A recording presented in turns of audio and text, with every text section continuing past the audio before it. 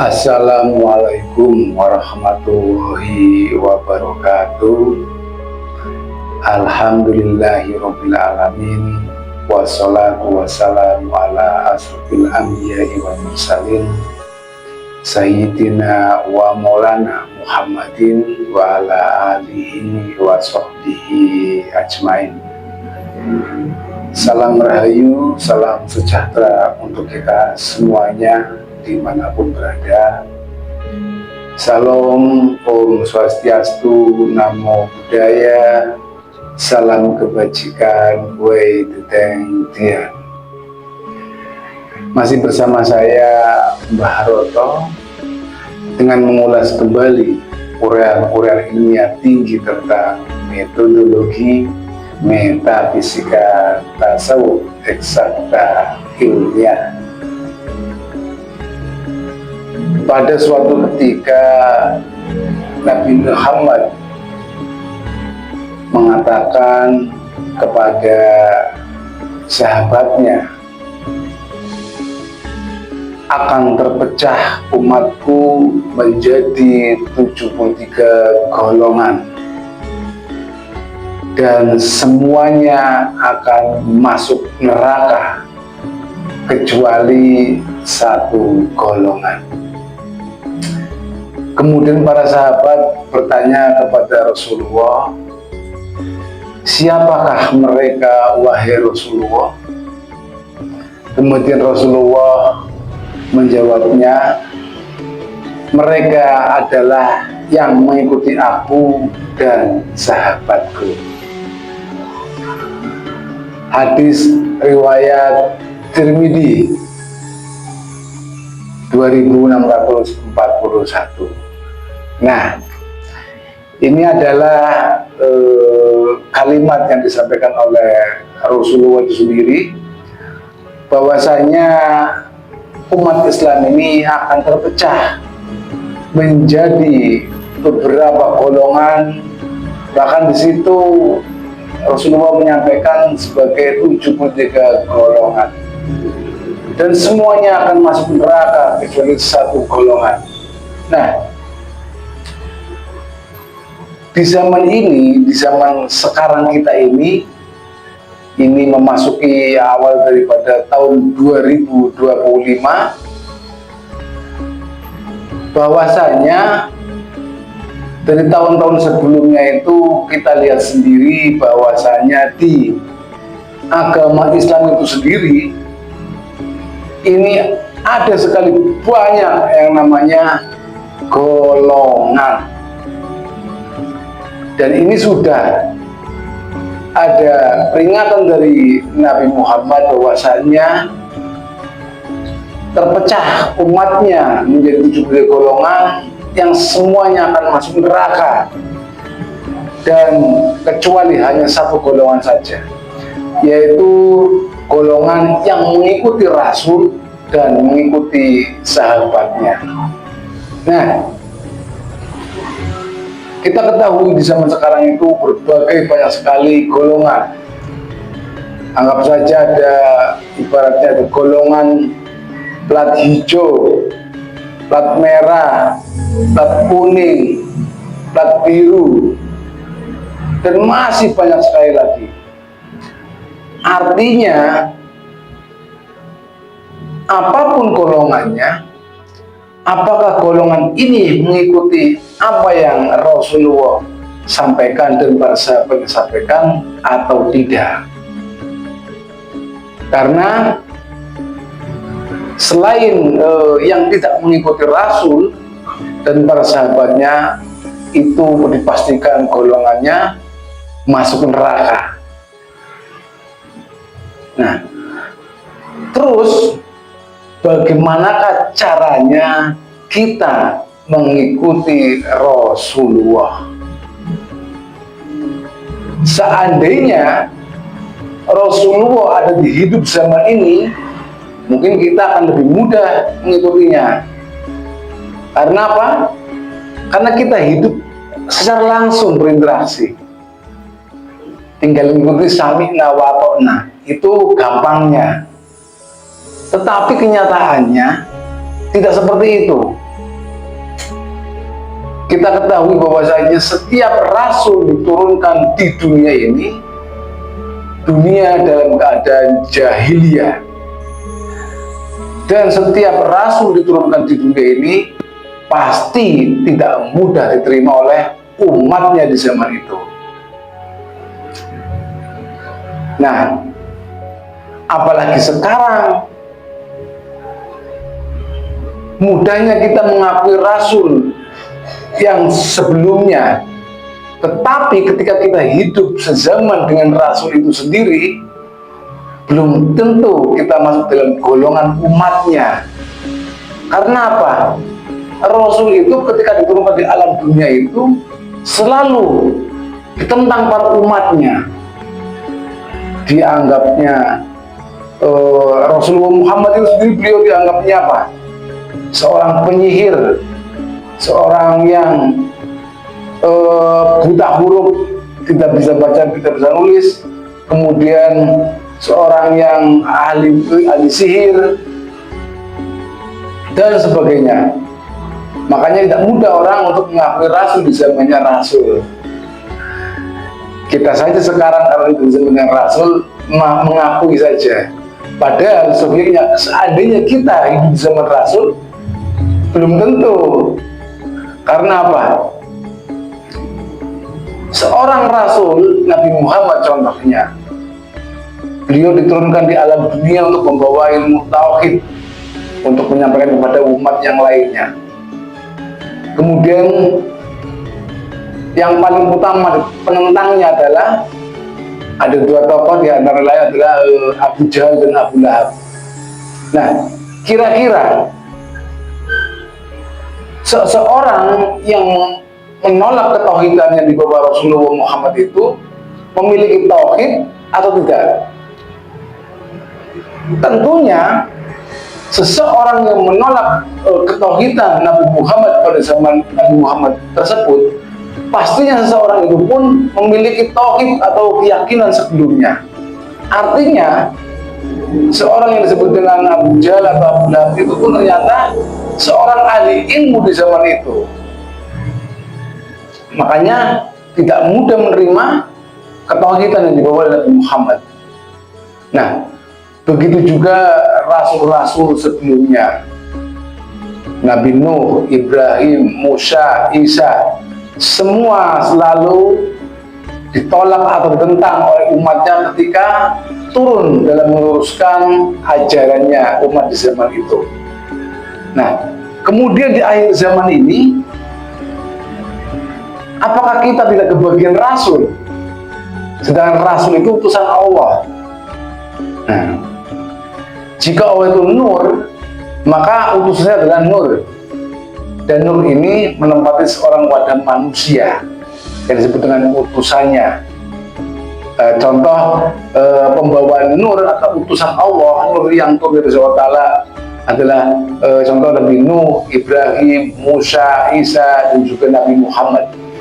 Jadi nabi-nabi di alam dunia ini adalah wujudnya manusia, tapi di baliknya ada nur atau disebutkan kerasulan atau utusannya Allah. Jadi berbeda dengan nabi atau rasul. Rasul itu adalah ibaratnya ini adalah potensi ketuhanan atau nur yang turun dari Allah. Nur ala nur ya'tillahu linurihi mayasa. Nah, artinya Allah selalu menghampiri alamnya manusia, selalu memakai seorang utusan manusia yang ini membawa nur yang turun daripada sisi Allah Ta'ala.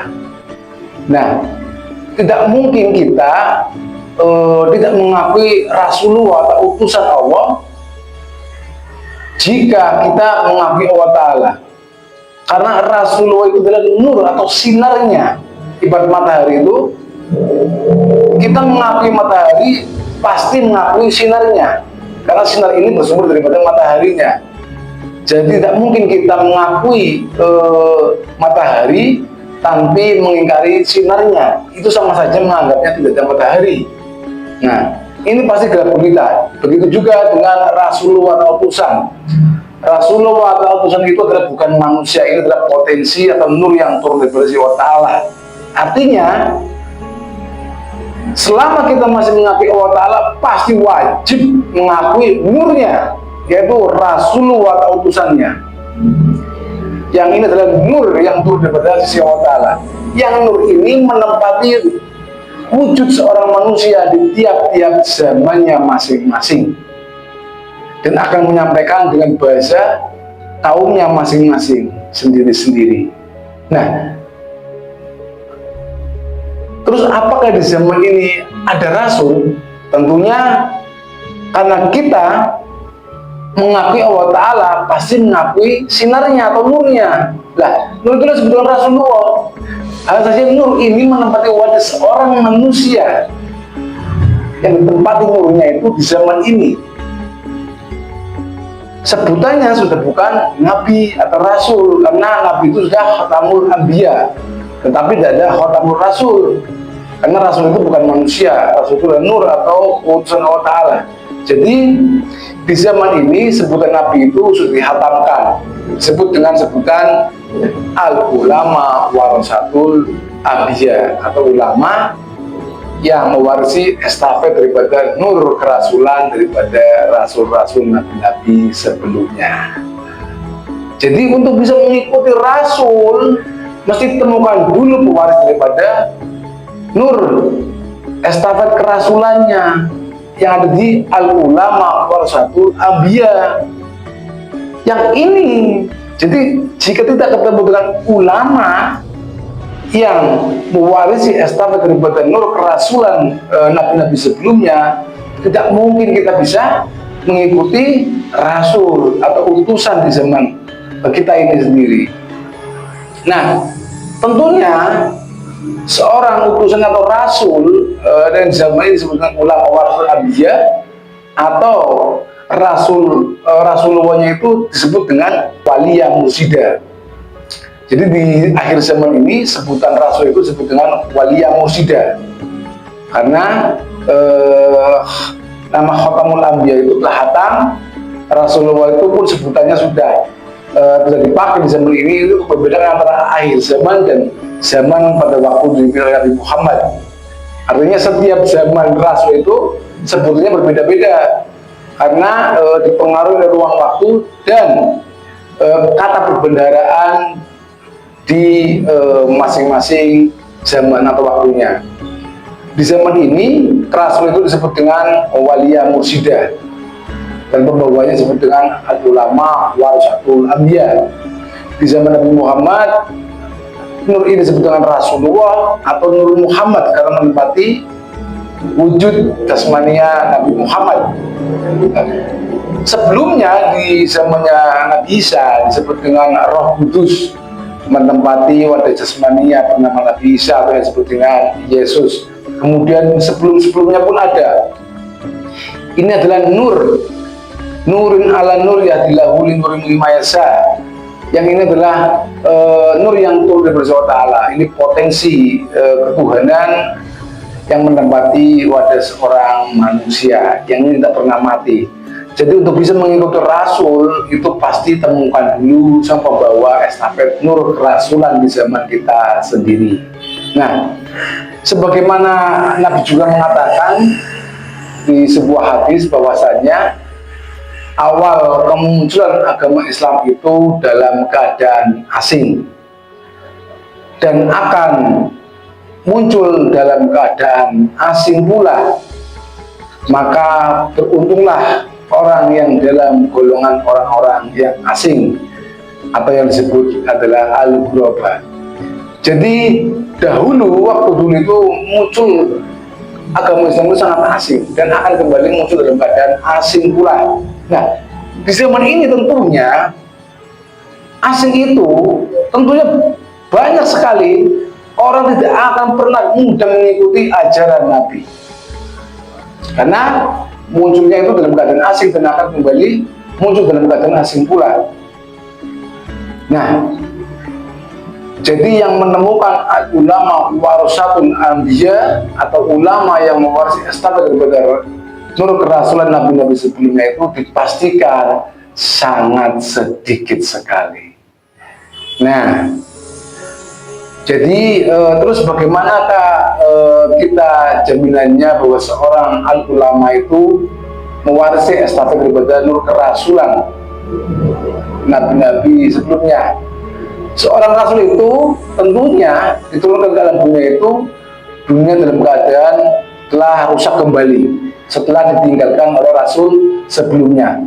Kemudian rasul ini yang baru itu ibaratnya setelah ditinggalkan Rasul Isa, lambat laun agama Nasrani pun akan terkikis. Kemudian turunkanlah rasul yang baru itu, Rasul Muhammad, yang ini memperbaiki agama sebelumnya, ajaran yang sebelumnya, yaitu tentang bagaimanakah cara berhubungan dengan Tuhannya, memperkenalkan terhadap Tuhannya, kemudian diimplementasikan, diwujudkan dalam kehidupan berketuhanan sehari-hari.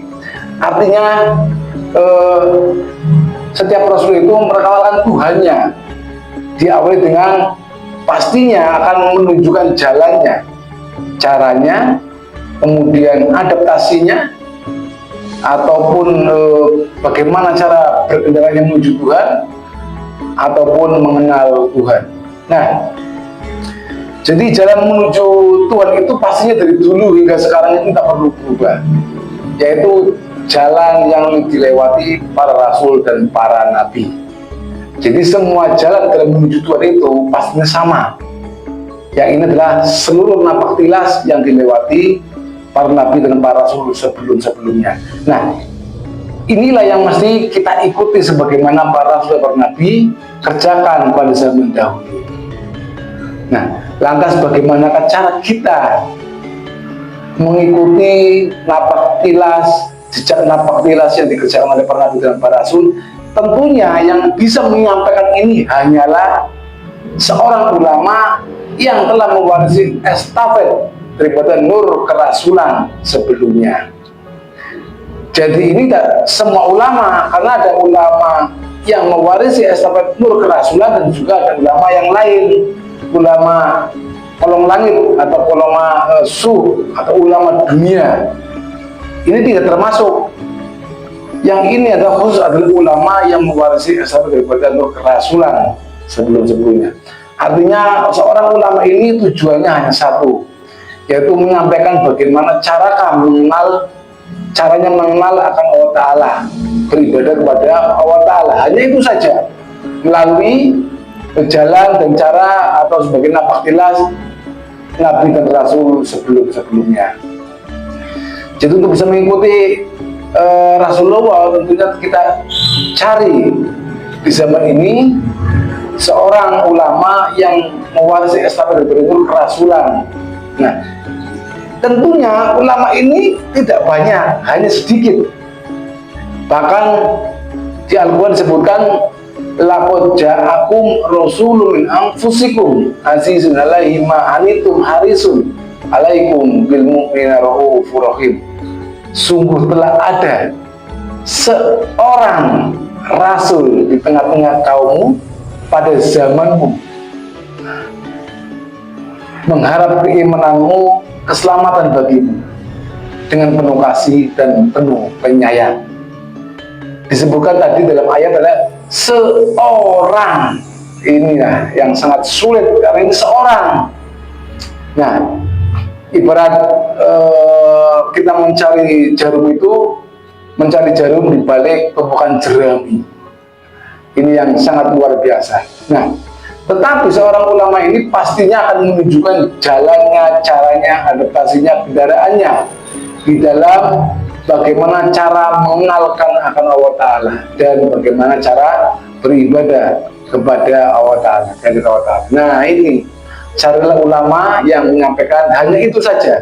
Karena di akhir zaman ini tentunya pasti di antara beberapa banyak golongan, carilah satu golongan atau apa, karena kita tidak tahu, karena ini ada satu golongan yang tidak dalam golongan ahli neraka. Carilah golongan yang dimana itu ibaratnya mampu menunjukkan jalannya, caranya, kendaraannya, adaptasinya dalam mengenal akan Allah Ta'ala dan beribadah kepada Allah Ta'ala. Itu saja dulu. Jadi jangan melebar kemana-mana, nanti kita nggak ketemu-ketemu.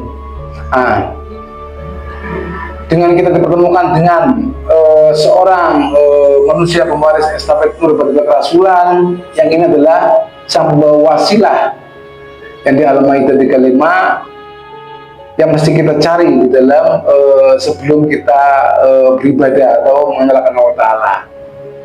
Jadi golongan ini mestinya golongan yang rahmatalil alamin, karena Allah Ta'ala adalah Tuhan seluruh umat manusia. Artinya seorang Rasul itu akan mengajak umat manusia itu agar berbuat rahmatalil alamin. Kemudian untuk menciptakan perdamaian dan tentunya bisa menunjukkan jalan keselamatan untuk umatnya. Kedepannya tidak logis jika kita saling menyalahkan kemudian merasa benar sendiri, tetapi makanya kami menyampaikan dengan narasi ilmiah. Ilmiah itu artinya objektif, hitam dikatakan hitam, putih di atas putih, bukan menyalahkan atau menghakimi, tetapi menunjukkan juga jalannya, juga caranya. Demikian ya yang kami sampaikan pada kali ini, bahwasanya akan terpecah umatku menjadi 73 golongan, semuanya akan masuk neraka kecuali satu golongan, yaitu golongan yang mengikuti Rasul dan para sahabatnya. Demikian ini adalah tentang praktek Tarekat Nahdlatul Ulama Nusantara. Salam kebangkitan agama tauhid, salam kerukunan beragama, salam tali marifat, illahi anta maksudi wa ridha. Wassalamualaikum warahmatullahi wabarakatuh.